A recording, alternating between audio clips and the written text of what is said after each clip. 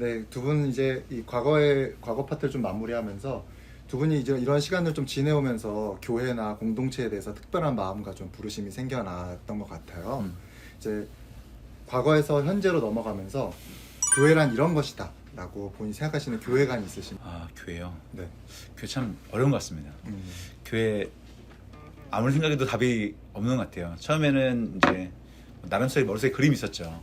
건강한 교회다, 뭐 이런 교회를 하고 싶다라는 마음이 있었는데, 물론 지금도 저는 그냥 제가 생각하는 교회의 표지가 있긴 합니다.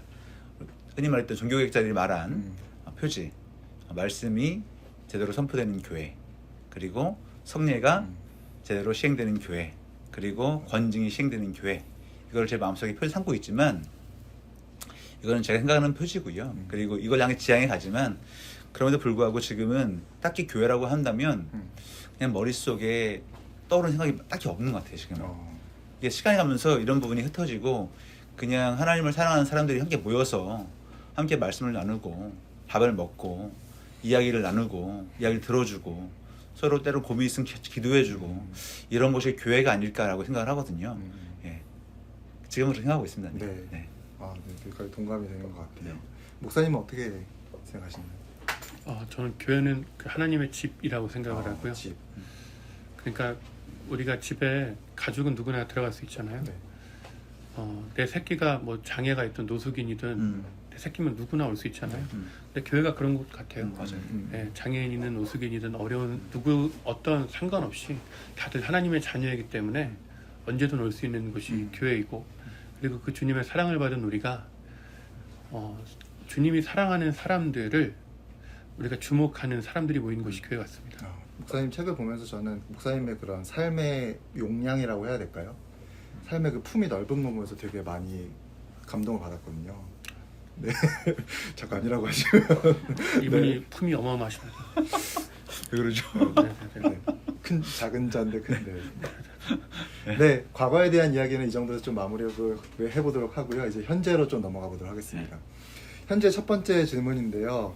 두 분 모두 이제 평범하지는 않은 소명의 길을 걸어오고 계신 것 같아요. 평범하지 않다고 하면은 우리가 일상적으로 신학교를 가고 목회를 하고 뭔가 단계를 밟아서 나아가는 그런 게 아니라 본인들만의 어떤 길을 좀 확실히 가고 계신 것 같다는 생각이 좀 드는데, 목회자로서 우리가 흔히 외적인 소명과 내적인 소명에 대해서 이야기하는데 그 부분들을 어떻게 확인하고 계신지, 그리고 그 소명을 확신하게 된 계기가 있으신지를 한번 소개해 주시면 감사하겠습니다.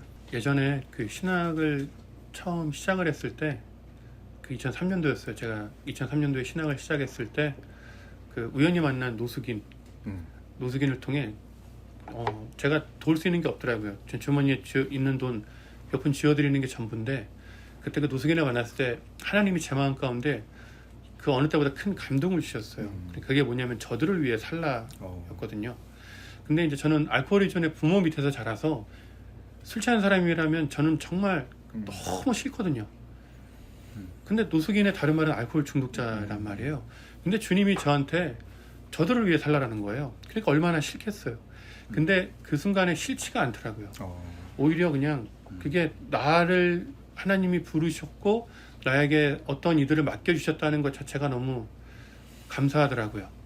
그러니까 그러니까 작은 자였던 저를 구원해 주신 그 하나님의 은혜가 너무 고마워서 작은 자를 찾아다니는 삶을 살게 하셨고, 지금도 그런 우리 주변에 소외된 이웃들과 더불어 살아갈 때마다 주님 마음 가운데 주시는 감동이 있고 그 부르심을 때마다 확인하기 때문에 지속적으로 가는 것 같습니다. 계속해서 그런 원동력이 또 그 안과 밖에서 계속 생겨나시는군요. 네네네. 네. 목사님은 어떻게 확인하고 계신가요? 내적인 소명이야 뭐 제 개인적인 것이니까 너무 분명한데요. 네. 사실은 제가 이제 어느 순간 과연 목사가 뭘까라는 생각을 했습니다. 목사가 뭘까? 근데 과거에는 좀 목사라고 하면 조금 특별한 존재인 줄 생각했어요.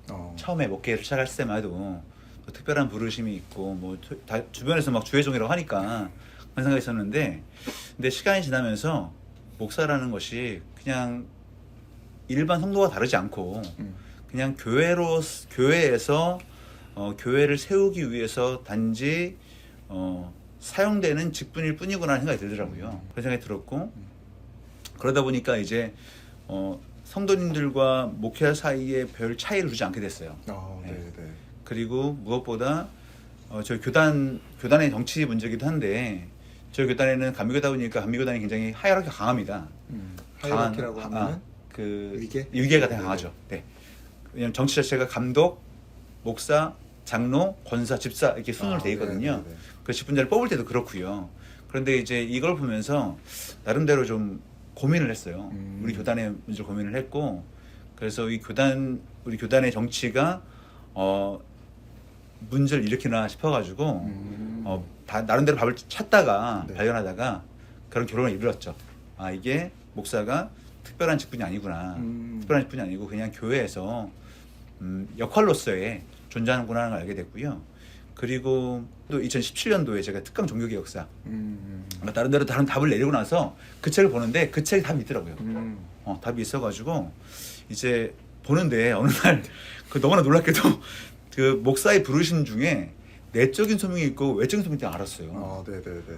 그래서 잘 안 봤으면 모르겠는데 네. 보게 되니까 고민하게 되더라고요. 그렇죠.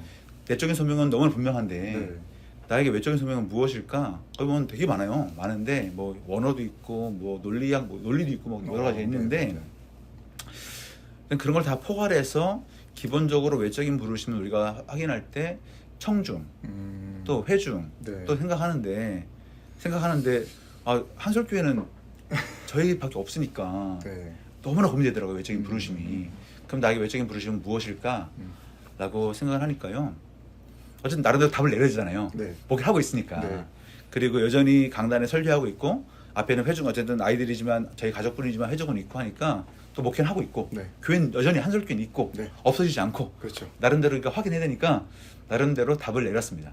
네. 그래서 제가 일을 하긴 하는데 제가 목회자로서 할 수 있는 최소한의 역할을 하면서 제가 목회자가 해야 될 일을 생각하는 것을 하면서 생계를 지을 수 있다면 이게 외적인 부르심을 확인하게 하시는 것이다라고 나름대로 생각을 했죠.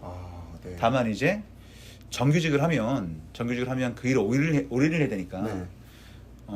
어쨌든 정규직을 하면 그 회사에도 도움이 되잖아요. 이제. 그렇죠. 네. 무슨 일을 하더라도 도움이 돼야 되기 때문에 도움이 되려면 열심히 해야 되잖아요. 네. 그러면 정규직 일을 하면 거기 올인하면 제가 목회자로 사회를 일을 못 하겠는 거예요. 그래서 내가 정규직 일을 하지 않고 알바 형태로 일을 하면서 생계를 유지할 수 있다면, 그래서 목회자가 할 수 있는 최소한의 일을 할 수 있다면 외적인 소명이라고 생각하자 나가면서 네, 네. 제가 매년 확인하고 있습니다. 근데 이제 네. 매년 확인하고 있는데 아마 매년 확인이 되지 않으면 제가 목회를 내려놓을 생각하고 있습니다. 네, 편안하게. 네. 네. 어떤 분들한테는 상당히 충격적인 소명이실 수도 있을 것 같고, 그럴 수도 있겠죠. 네. 네. 네. 저는 약간 우리 루터 형님이라고 부르면 좀 그럴까요? 형님이죠. 형님의 네. 형님이죠. 약간 네. 그런 신학적인 관점도 좀 느껴지는 것 같고, 네. 그래도 목회하시면서 한 분의 성도도 잃지 않으셨잖아요. 그렇죠. 네. 네. 아직까지는 잘 네. 됐습니다. 네. 네. 성공하신 거 아닙니까? 저희 큰애가 좀 불안하긴 한데 큰애가 불안하긴 한데 네. 아직까지는 잃지 아직 않고 그 있습니다. 맡기신 네. 양떼를 잃지 그럼요. 않으셨잖아요. 네. 아직 성공하셨습니다. 않고 있습니다. 네, 성공하신 것 같네요.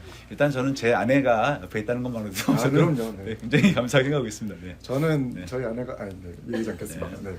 어쨌든 네. 네, 너무 감사합니다. 그 소명과 함께 아울러서 두 분 모두 이제 우리 소위 말하는 이중직 목회자의 삶을 살아가고 계시잖아요. 네.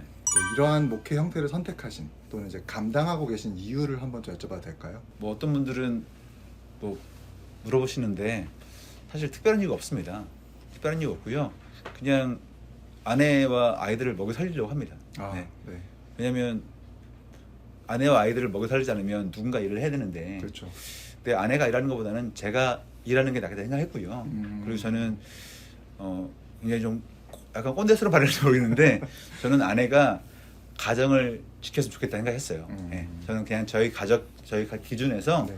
아내가 아이들을 집에서 잘 돌보는 게 딱 생각했고요. 아내랑 상의해서 제가 다 돈을 벌고 유지하게 하겠다고 해서 그 일을 한 것뿐이고요. 네. 네. 일단 먹고 사는 게 중요하니까. 중요하죠. 네, 네, 중요하니까. 정말 중요하죠. 네, 네. 거기에서 일을 하는 거지 특별한 이유는 없습니다. 뭐 거기 특별한 의미를 부여하지도 않고요.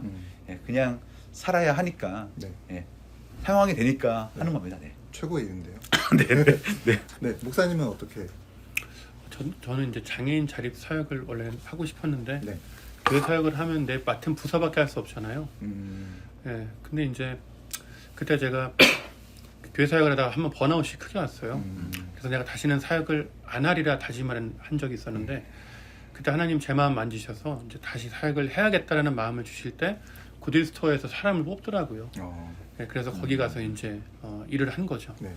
근데 이제 목사님 말씀 들어보면서 그게 제가 동의가 되는 게 뭐냐면 이중직에 뭐 여러 가지 뭐 화려한 수식어들을 붙일 수 있지만 저도 1차적인 건 그거였어요. 그때 당시에 제가 벌지 않으면 이게 안 되겠더라고요. 이게 안 되더라고요. 그리고 제가 이제 존경하는 그 은퇴하신 선교사님이 저한테 해주신 말 중에 하나는 뭐냐면 목회자의 소명 중에 가장 중요한 건 나에게 맡기신 가족을 힘써 부양하는 것. 그게 가장 영광스러운 것이고 그게 가장 중요한 것이다라고 이렇게 말씀을 하시더라고요. 그래서 저한테는 그게 어떻게 보면 가장 중요한 첫 출발점이었고 그러면서 그를 통해서 이중직을 경험을 하면서 느낀 건 뭐냐면 이게 물론 교회가 부양을 해서 모든 이중직 목회자 목사님 대부분 다 그런 게 있잖아요. 그렇죠. 네. 나는 목회 전념하고 싶은데 이게 안 되잖아요. 그렇죠. 근데 그게 어떻게 보면은 또 하나님께서 목회자들을 곳곳에 흩으셨다고 봐요. 교회가 나가질 않으니까 네. 그냥 다 그 한 분 한 분 뵈면 자기 맡겨진 그 안에서 정말 열심히 일하시면서 삶으로 본이 되어서 복음을 전하시더라고요. 그래서 그런 이중직 목회자로서 또 하나님이 그런 부르심이 있지 않나 생각해 봅니다. 네. 야, 참 그렇게 또 볼 수도 있겠네요. 되게 또 새롭게 다가오는 관점인데 그래서 제가 이제 예전에 그런 만났던 친구들 중에 음악하는 친구들이 있었어요. 근데 음악하는 친구들 자기가 좋아하는 음악을 하려고 알바를 2개, 3개를 막 뛰면서 음악 하더라고요. 좋아하니까. 좋아하는 일, 또 하고 싶은 목회를 하기 위해서 정말 자신의 어떤 그 대가를 지불하고 기꺼이 그 가치를 위해서 헌신하는 것들이 그냥 일하는 목회와 그냥 목회가 두 분 말씀 듣고 보면 별로 차이가 없다는 생각이 들기도 하네요. 네. 이렇게 그런 훌륭하게 사역을 또 감당해 오고 계시고 무엇보다 신실하게 감당하고 계신데 우리가 사역의 영광과 그늘이라고 할까요? 이제 지금을 사역을 감당하시는 동안에 힘과 격려가 되었던 영광스러운 순간들 또 반대로 또는 가장 힘들게 하는 일들 약간 그늘졌던 시간들이 있다면 무엇인지 또 말씀해 주시면 좀 감사하겠습니다. 네, 저는 아까 말씀드린 그 번아웃이 왔을 때 구딜 스토어에 딱 들어갔을 때 걱정했어요. 왜냐하면 사람에게 뒤어서 다시는 목회를 하지 않는다. 그러니까 10년 동안 부교육자 생활하면서 사람이 너무 싫더라고요. 근데 이게 다시 부르셨을 때 내가 마음에 동의가 되어서 근데 구딜 스토어에 장애인 자립 사역에 들어가는데 내가 만나야 될 게 장애인이란 말이에요. 물론 그 전에 대학 동아리 활동을 하면서 장애인을 만났지만 좀 두려웠어요. 내가 그냥 비장애인도 이렇게 버거워하는데 장애인을 내가 품을 수 있을까? 근데 제가 거기 딱 가서 깨달은 건 뭐냐면 와 이게 너무 힐링이 돼요. 우리 장애인 친구들 보고만 있어도 힐링이 돼요. 그래서 제가 교회에서 10여 년 받았던 그 마음의 그 아픔들이 우리 장애인 직원들 때문에 다 씻겨나갔어요. 그래서 구딜 스토어에 제가 일을 하면서도 주 5일째인데 제가 이제 주일 빼고 하루를 쉬는데 그날 쉬는 날에도 제가 그냥 갔어요. 왜냐면 장애인 직원들이 좋아서. 저희 아이 두돌 때도 케이크 사들고 와서 우리 장애인 직원들하고 파티하고 그리고 저만 그런 게 아니라 많은 사람들이 물건 살 게 없어도 기증할 게 없어도 그냥 와요. 와서 장애인 직원들 봐요. 그러면서 어떤 사람은 편지를 써서 내가 살기가 싫었는데 직원들 보면서 살 용기를 얻었습니다 하면서 편지하고 막 간식 이렇게 주고 가시는 분도 있고 그래서 우리 장애인 직원들과 함께 할 때 가장 뭔가 그런 힐링이 되고 저에게 가장 영광스러운 그 순간들이 아닌가 싶습니다. 아까 함께 사는 것이 목회고 교회다라고 말씀해 주셨는데 참 교회 안에서 함께 사는 게 쉽지 않았는데 오히려 잘 다가가지 못했던 분들하고 만났을 때 또 함께 살아가게 되는 그런 놀라운 또 역설이 있네요. 네. 목사님은 어떤 부분에서 그런 걸 좀 느끼셨나요? 들어보면 이런 표현이 어떨지 모르겠는데 하나님 참 재밌는 분이세요. 그러니까 그러니까 어려운 상황이 있으니까 경험하게 되는 게 있는데 하나님은 당근과 채찍을 잘 던지십니다. 아주 적절한 타이밍에. 네. 네. 그래서 정말 생각지 못한 뭐 응원의 메시지를 듣기도 하고요. 네. 정말 때로는 생각지 못한 후원을 받기도 하고요. 그러면서 하루하루 살게 하시는 것 같아요. 예. 그래서 정말 하나님은 저보다 훨씬 더 잘 아셔가지고 잘 이렇게 몰아가시는 것 같아요. 이렇게. 예. 그래서 시간이 더 오면 네. 내가 어떻게 할지 보면 하나님 인도하셨구나. 좀 그 삶에서 구체적으로 힘들게 했던 일이 있다면 어떤 게 있을까요?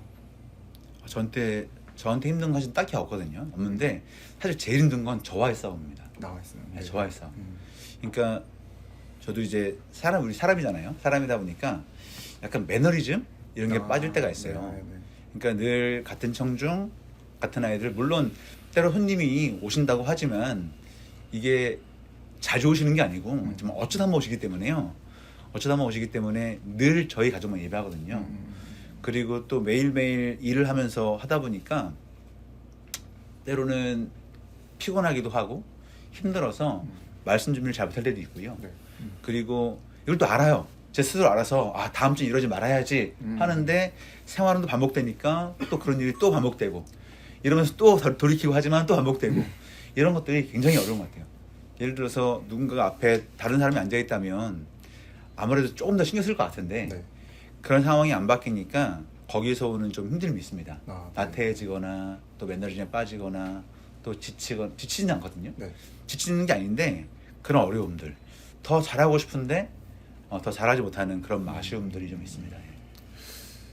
목사님 말씀 들어보면 또 목사님은 이제 사람을 되게 사랑하시는 것 같아요. 근데 그런 구디스토어에서 함께 하시면서 혹시나 좀 사람을 떠나보내는 게 어렵지 않으셨어요? 저하고 같이 일했던 그 파트너가 있어요. 제가 처음에는 지금은 사무국인데 원래 기증 간사여서 기증 받는 일을 했거든요. 네. 그럼 저하고 같이 보조석에 앉아서 같이 일을 하던 장애인 직원이 있었는데 그 직원이 이제 좀 개인적인 사정에 의해서 이제 구디스토어 일을 그만두고 이제 떠나갔어요. 제가 저하고 같이 있을 때가 아니라 제가 본부 사목 발령 받고 나서 몇 개월 있다가 이제 일을 그만뒀다는 소식을 들었을 때, 그리고 이제 저희 직원 중에 지금 같이 일하던 직원 중에 지금 그 투병 생활하는 직원 또 있거든요. 지금 항암 치료받는 직원들 있고, 그런 직원들 아픈 거 볼 때 뭔가 마음이 참 힘들죠. 마음이 힘들고, 왜냐하면 거기서 일했을 때 너무 밝게 너무 행복하게 일했거든요. 그래서 그 아픈 친구도 이제 아픈 직원도 지금은 이제 항암 치료를 받으니까 일을 그만둔 상태지만 저한테 저 언젠가 다시 일할 수 있겠죠? 이렇게 물어볼 때 참 마음이 좀 힘들죠. 네. 네. 두 분의 어떤 현재를 다시 한번 좀 추억하고 기억해 보면서 또 과거와 현재를 이어지는 이야기들을 좀 나누어 보았습니다. 우리가 열차를 타고 가면서 창밖을 보면은 이제 점점 능선이 높아져 가기 시작하면 산이 나오겠구나 라고 예측하죠. 또 이제 능선이 점점 내려가면 이제 평지가 나오겠구나 라고 미리 예측할 수 있는 것 같습니다. 어쩌면 이것이 이제 현재와 과거를 통해서 미래를 예측하는 우리의 어떤 기대를 잘 나타낸 유비가 아닐까 생각이 들어요. 지금까지 두 분의 과거와 현재를 좀 들어왔다면 이제 그걸 바탕으로 두 분의 삶의 궤적을 통해서 다가올 미래를 한번 그려볼 수 있지 않을까, 그렇게 생각이 듭니다. 마지막으로 두 분이 그리는 사역의 미래, 두 분의 과거와 현재를 통해서 사역의 미래, 또 앞으로 만들고자 하는 큰 그림을 한번 상상해 보고 싶어요. 두 분은 앞으로 어떤 미래를 꿈꾸십니까? 예, 저는 지금 제가 하는 그 사역이 장애인 자립 사역인데요. 그래서 지금 많은 장애인들을 자립시키는 일을 하면서 동시에 그 비장애인이 장애에 대한 편견을 해소하는 일들을 하고 있어요. 그리고 더 나아가서 저는 이제 이 땅에 소외된 우리 이웃들을 자립시키고픈 그런 마음이 있거든요. 그래서 그들을 자립시키고, 근데 그 일을 교회가 앞장서서 했으면 하는 그런 바람이 있고요. 그리고 제가 꿈꾸기로는 장애인이든 노숙인이든 뭐 어떠한 문제가 있던 간에 누구나 올 수 있는 그런 교회들이 아예 없진 않거든요, 지금. 네. 근데 그런 교회들이 점점 더 많아졌으면 하는 게 제 바람이고, 제가 그런 교회를 개척하여서 목회하는 게 제 바람이기도 합니다. 네. 조금 더 이야기를 듣고 싶은데요. 지금 섬기시는 구딜스토어는 어떤 형태로 좀 그런 사역들을 하고 있는지, 또 교회를 연결하고 있는지 좀 더 자세하게 좀 말씀해 주시겠어요? 구데스토어는 그 사람들이 사용하지 않는 물건을 기증받아요. 그러니까 아름다운 가게를 생각하시면 되는데요. 네네. 아름다운 가게하고 똑같은데 직원이 장애인인 게 다른 겁니다. 아, 그래서 장애인이 일을 해요. 그러니까 장애인이 일을 하면 우리도 보통 비장애인도 일이 없으면 죽상이잖아요, 얼굴이. 네네. 근데 우리 그 장애인 직원들이 제가 그 방송에 쓰지 말아야 할 말을 써서 네네네. 막아주셨네요. 네네네. 감사합니다. 아, 네, 역시 그 하여간 얼굴이 이렇게 안 좋으신데 네. 근데 그 장애인도 마찬가지예요. 일을 하고 싶어도 일을 할 수 없으니까 집에만 있으니까 항상 힘들거든요. 네. 근데 이제 구데스토어는 장애인이 일을 하게 해주니까 네. 장애인이 삶이 바뀌어요. 그리고 이 구데스토어에 이렇게 장애인 직원들 일하는 걸 비장애인들이 와서 보면 편견이 깨집니다. 그러니까 장애인식 개선 교육이 따로 필요 없어요. 그냥 와서 만나고 대화하고 경험을 하면 장애에 대한 편견이 해소가 되는 거고 저는 그 일들을 하는 겁니다. 그래서 교회가 기증을 해주고 우리나라에 있는 교회들이 기증을 해줘서 전국 방방곡곡에 구데스토어를 세워서 장애인이 자립하고 그곳에 오는 비장애인들이 장애에 대한 편견을 해소하고 그리고 저한테 그 6살 된 딸아이가 있는데 지금 이제 장애 진단 그 뇌전증하고 발달장애 진단을 받아서 근데 이게 제가 일할 때 이 구데스토어 부름 받고 나서 이 일이 생긴 거거든요. 그러니까 이제 저는 이제 사명으로 부름받았는데 이의 당사자가 된 거죠. 근데 이제 어떻게 보면은 저희 아이가 자라서 맞이할 세상이 더 좋은 세상이 되도록 네. 그래서 열심히 해볼 요량입니다. 네. 정말 같이 살 수 있는, 같이 살아가는. 네. 네. 또 목사님은 어떻게 또 미래를 또 보고 계십니까? 저는 미래 어떤 계획이나 아무것도 없습니다. 아무것도 없고요. 저는 그냥 현재가 저한테 소중합니다. 저 개인적으로는 어느 순간부터 죽음이라는 걸 좀 많이 묵상하게 돼요. 뭐 나이를 먹어서 그런지 뭐 어떤지 모르겠지만 묵상하게 되는데 그러니까 종말을 생각하면 생각할수록 현재가 더 소중하게 느껴지더라고요. 그래가지고 저는 어떤 미래의 계획을 세우지 않고 네. 그냥 주어진 하루하루를 조금 성실하게 제가 할 수 있는 최선을 다해서 살아가고 싶은 게 지금 제 마음이거든요. 그러니까 고흥에서 경험이 너무 컸는데 고흥은 제가 뭔가를 계획해서 간 거였어요. 네. 계획해서 머리에 큰 그림을 그리고 이렇게 살아야겠다라고 했는데 안 되더라고요. 이게 뭐 계획하면 되는 것도 아니고 또 2000에 50부터 온 것도 아니고 네.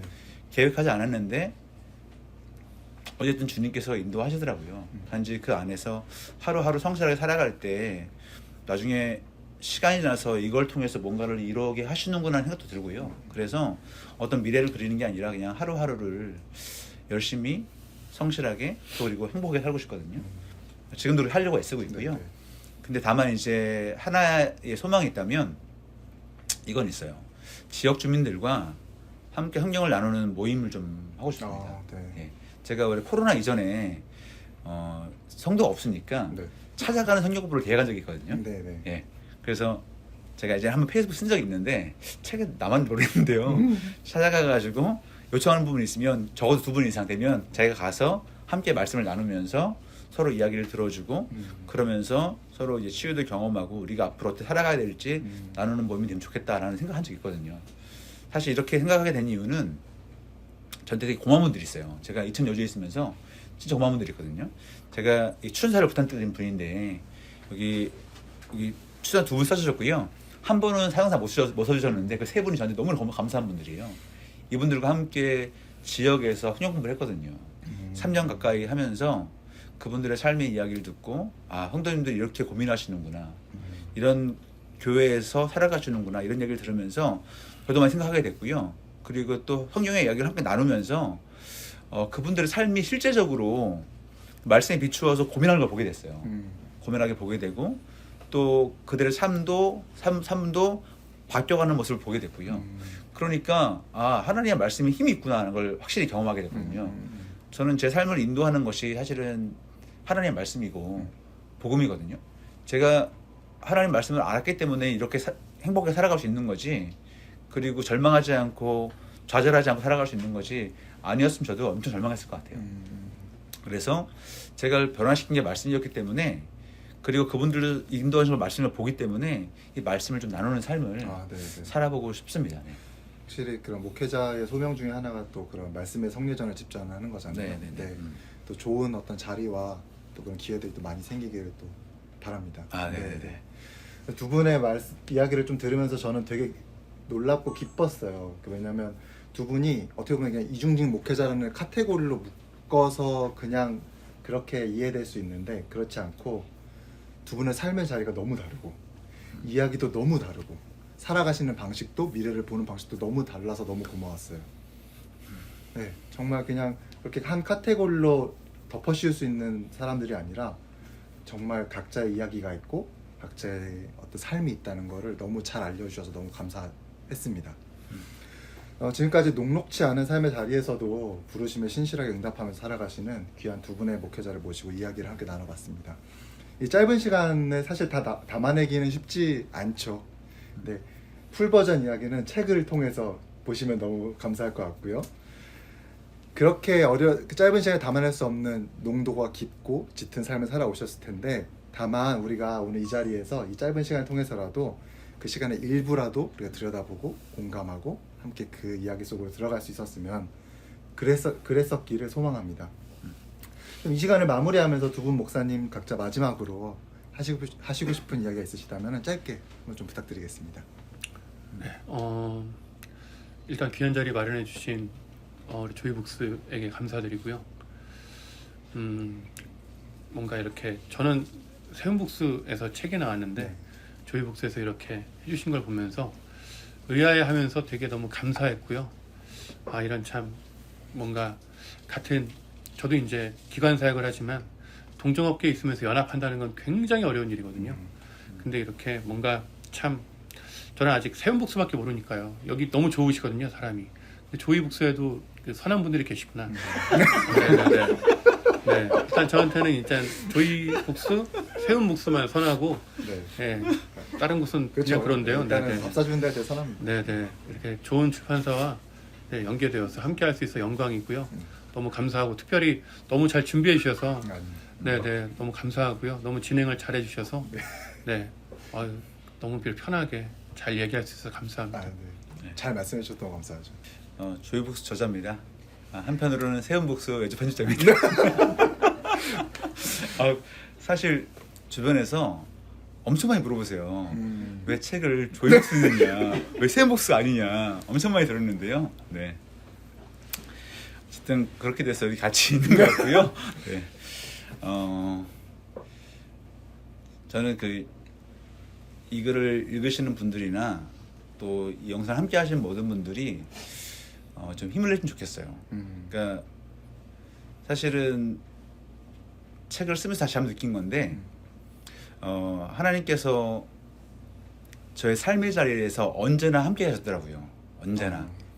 그런데 하나님께서는 당신의 백성들과 늘 함께 하시거든요. 그 자리가 낮은 자리이든 높은 자리이든 고통의 자리이든 힘든 자리든 늘 함께 하시는데 때로는 우리가 놓고 잊고 사는 것 같아요. 근데 지나가 보니까 하나님께서 그 자리를 통해서 하나님이 우리와 함께 했다는 것을 늘 알려주시는 것 같고요. 그리고 그 자리가 하나님께서 여러분을 만나셔 주시는 것 같아요. 그래서 그 시간들을 너무나 절망스럽지 않게 힘들지 않게 보내시면 좋겠고 그리고 그 시간을 통해서 한번 스스로를 돌아보시면서 하나님께서 그래도 여기까지 인도하셨구나 하는 것을 고백하시면서 오히려 그 속에서 소망을 찾는 여러분 되시면 좋겠다는 생각이 들었습니다. 네. 그리고 사실 지금 이 자리에 있는 것도 너무 민망하고요. 사실은 민망하고 쑥스럽고 제가 이 자리에 있을 만한 자격이 있나라는 생각이 요즘 들거든요. 제가 뭐라고 진짜 너무나 좀 그런데 어쨌든 이렇게 책에 나와서 인사드리기 너무나 송구하고 하지만 앞으로 많이 읽으시면 좋겠고요. 그리고 무엇보다 저희 조이북스에 민폐가 안 됐으면 좋겠습니다. 제가 지난 12월 말에 제가 세운북스 연말 시상식에서 라이브 강사를 했거든요. 근데 그때 목사님도 나오셨고요. 그때 뿌리교회 목사님 나오셨습니다. 너희 아버지 뭐 하시노? 책 쓰신 나오셨는데 그분이 하신 말씀이 지금도 머리에 남아요. 너무 부러웠어요. 뭐가 부러웠냐면 본인 교회 성도님들이 책을 이렇게 많이 샀대요. 근데 저는 책을 사실 분들이 없습니다. 저희 교회에. 그래서 이 영상을 봐주시는 분들이 많이 사주셔야 됩니다. 아, 훌륭하십니다. 네. 네. 이렇게 하셔야 돼요. 그래서 네, 우리 그 새우 조이북스 직원들도 계시니까 네, 이분들을 위해서라도 여러분께서 많이 책을 구입해 주시면 감사하겠습니다. 네. 네, 너무 감사합니다. 네. 네. 저자분들은 다 약간 출판사 민폐가 되지 않을까 아, 그럼요. 걱정하시는 것 같아요. 그럼요. 네. 오늘 그 두 분의 이야기를 들려주셔서 너무 감사하고요. 꼭 굳이 책으로 나오지 않더라도 여러분도 여러분의 이야기들이 더 많은 분들에게 알려지고 여러분의 삶 자체가 소중하고 가치가 있고 뭔가 되지 않아도 그 이야기 자체가 정말 지켜볼 만하고 들을 만하고 나눠줄 만한 귀한 이야기고 삶의 자리라는 것들을 사실 스스로가 믿기 쉽지 않잖아요. 네, 서로 믿게 해주시고 격려해주시고 같이 그 작은 이야기들을 소중한 이야기로 함께 만들어갔으면 좋겠습니다. 네, 오늘 함께 해주신 모든 분들께 또 감사드리고 여기서 마치도록 하겠습니다. 감사합니다. 감사합니다.